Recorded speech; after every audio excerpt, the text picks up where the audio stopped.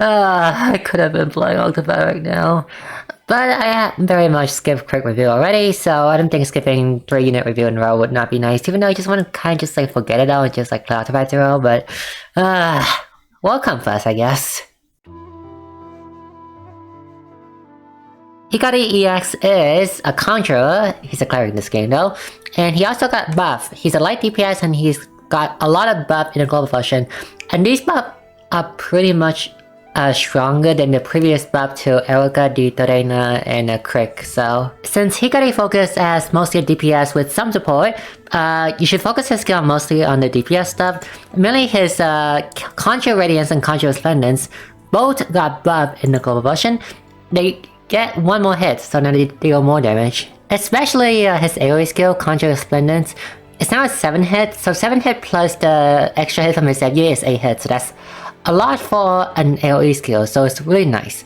And also for his buff skill, he has a Divine Blessing, which is his main way of gaining the Conjurer point.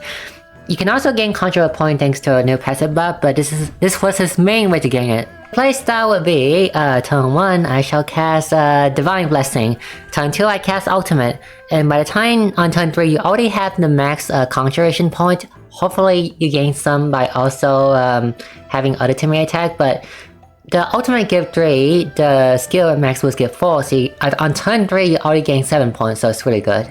And before we move on to the passive, allow me to explain his special status. His style shift, similar to Erica and Dulcinea, style shift Onslaught. So in JP, the style shift only give you the damage up and the magic attack up. In global it buffs that, it also gives 75% potency up, which is a lot. Hardest has 200%, kinda has 120% at max boost. 75 is a smaller number than those two, but it's still quite a lot. And not to mention, if you have Crick can also buff this further to 150%. So Crick and Hikari EX work together really well. One downside is that you will lose 25% SP at the end of your turn. Not a big deal though, because you gain SP back some other way very quickly, so... His passive is very strong, especially his FUA passive. Whenever Hikari is in the Onslaught stance, whenever anyone attack, he will do a 1-hit AoE light, including himself. So if he's attacking, he also do 1-hit AoE light. The light attack is 100 power, combine that with the 75% potency up is 175.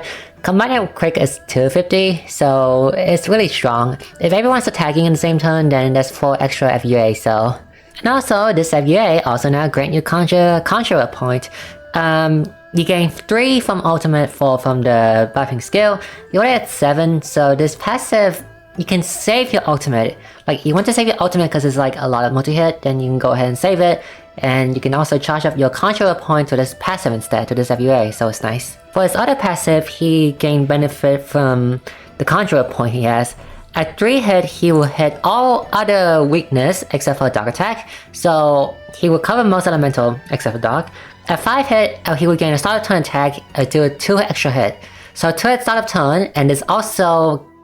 Well, this doesn't trigger FUA, but Hikari does a lot multi-hit, okay? So 2 at the start of turn, probably 7 through his AoE skill, or 10 through his ultimate, and then when he's act, and an extra FUA every time someone attacks, so... Overall, Hikari has a lot of multi-hit and it's really good. At 7 point, you gain the SP regen, 10%. It kind of partially cancels the 15% SP regen, it's still not enough. So you might want to get some other source of SP recovery, like from the back row. Either that, or you might turn out the stance for 1 turn, but turning out a stand loses a lot of damage though, so you are probably gonna need some SP regen character, or just spam his buff skill to get more SP back. And then his ultimate, Hino Elma's Legacy, this attack now also grants everyone the buff. In JP, it doesn't have the buff thing, it only does the attack. But now it also grants everyone 20% magic up and light damage up. Magic up benefit if you're like running with other magic team. Light damage up, you can run in a light team, but I think that he's the only good light DPS right now, so it's only benefiting for himself. But it's nice because it's more damage. Also 10 hit, so more multi-hit. For Hikari EX, I am giving him 8 out of 10. But this is like on the higher age, okay? Like, I kind of want to give him 9 out of 10, but I still think the Kinetiziano combo is still stronger. But it's very close though. The Crick and Hikari EX combo also work really well, so If you don't have Kaine Tiziano, you can get both Quick and Hikari right now, so it's also a choice. You like magic and his FU and stuff. Overall, his buff is a lot and is very good, making him a better DPS, grant him more multi-hit, and also making him better synergy with Quick, give him more roll rather than in JP. Quick doesn't have that much of a job because JP Hikari doesn't have the potency up, so Quick doesn't even benefit him much in JP. Now he isn't a must-have unit though. He is sharing a banner with Raimei, who is also buff, and Raimei is also good. I would say it's kind of hard to rate the value, but individually, okay, they're both still not as good as Media. Media still has more value, but because you're getting two great units in one go, this is the anniversary after all, so if you want to pull for Raimei and Hikari, then go ahead, because they both are strong unit.